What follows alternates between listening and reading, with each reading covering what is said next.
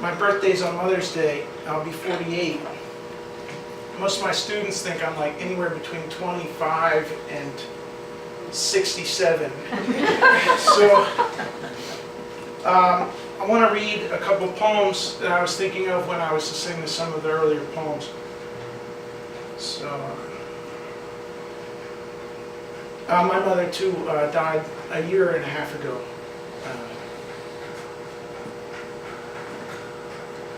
So this is called Mother's Day in the Memory Ward. I cried in a dream last night because I'd never have a child, and my mother would never know. There are birds singing outside now. Do they know it's Sunday? Or does God call them every day the sun rises, before humans wake, before the world takes off with traffic and rush hour? I can picture my teacher's face, but is he perfect? I've never felt communal love. Is that why I search for it? Is there a period at the end of this story, or a comma? The birds still sing, and I have no measure to these poems, no beat. I wander through my mind as randomly as potholes, pit patterns on a highway. If there were some way to bring my mother back from the brink of the abyss, the tumble of laundry in her mind, I would. But she's gone in the tornado, lost in the swirl of slowly forgetting to breathe, and I weep because there's no way to save her. Even though I'll hold her hands in mine today and wish her happy Mother's Day, I bought her flowers and they sit waiting in the sink in a vase of water. I'll wrap them in gentle paper she won't know how to remove. Her mind will not even know that the fragrance is the same perfume she wore the night I was made. The light comes in slowly as the sun rises above the trees and houses, and I write while bodies lie dreaming, picturing my mother as my brother pleads for her death. My stepfather is pulled down the toilet with her, drinking wine like water through his nostrils. I want him to dance with strange women who woo him to writhe and twist and shout. But instead he looks lonely for the soft spot hidden behind her ear where he cries her name from his back on Saturday nights, sipping warm wine and listening to distant music. He will never know the feeling of his muscles lifting her in his arms, never know again how she could dance against him rhythmically among strangers at wedding receptions. There is a bird outside screeching impatiently for the sun, which is trying to find its way into my watery eyes. I see the laptop under my poem and wish it were a song to wake her from this dementia that grips her like a strangling snake so she can't breathe in or move, suffocating slowly while she doesn't even know to cry for help. She cries out, but she's lost, and the snake is winning. She called me the bar of soap because I took 20 minutes to be born. And I could cry well and thoroughly for most of the rest of my life if I wanted to, but I'd settle for one last bedtime song. My mother is the star of the movie this time, and I'll see her later today at the memory ward, trying to find the words to say, I love you.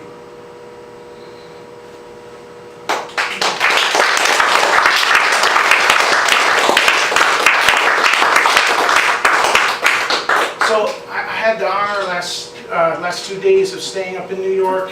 Up in New York. I drove back around 6 this morning for an event I was speaking in. But I stayed with Yusef Kamanyaka, who is the Poet Laureate of New York State. I went up with a friend, mother of a friend of mine who was a co-poetry coach for my school team. And she was engaged to Yusef about 15 years ago, until he met the woman he's with now. And I read that poem to him and her. And it's really interesting being in a room of poets, as opposed to kind of like, journalists. I don't know. My dad was a journalist. He was the editor, entertainment editor for the Inquirer throughout the 70s. And he used to take me to this room and smoke. And I used to flush his cigarettes down the toilet. Man, I know that pissed him off. But he quit. He's still alive. And every summer I drive 11 hours to the northwest corner of Vermont, where there's a little house, costs $27,000, and it sits through the trailer park off the highway, 5 minutes from the border to Canada and 5 minutes from the border to New York.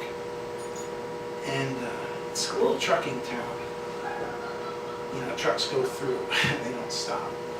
And you go through the trailer park, and then there's this kind of barrier of large trees, like something out of a Van Gogh painting.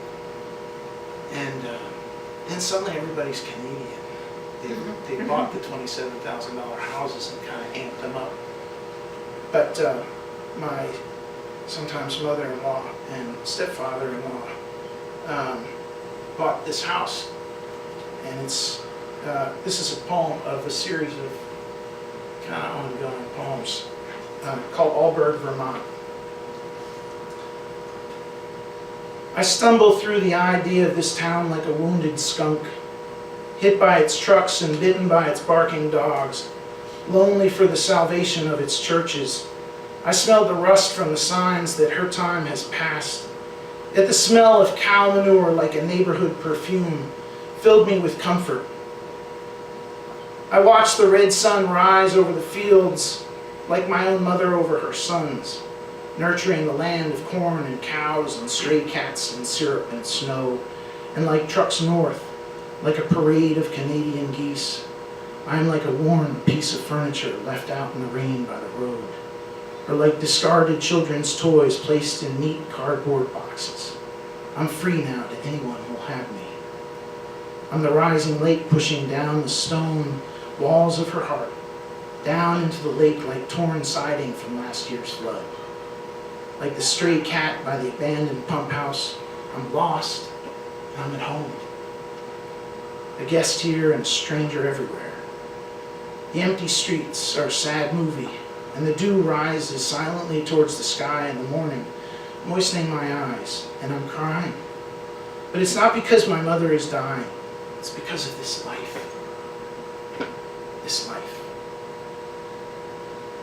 And I turn to my left and my right, and then behind me, and my dog wags, wags, wags. And I know everything, every beautiful thing will be okay.